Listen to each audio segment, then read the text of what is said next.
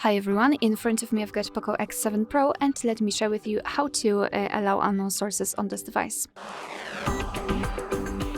So let's start with opening the settings, and here we have to scroll and find privacy protection. Let's tap.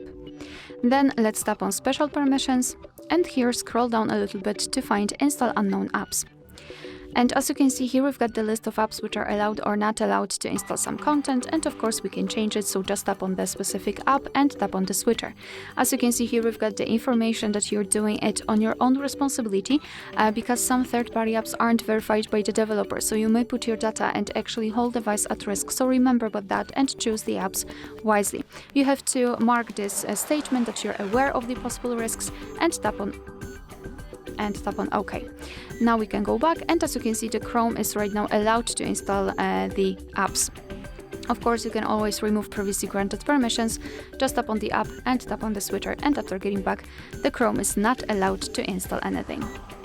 Alright, so that will be all. Thank you so much for watching. I hope that this video was helpful, and if it was, please hit the subscribe button and leave the thumbs up.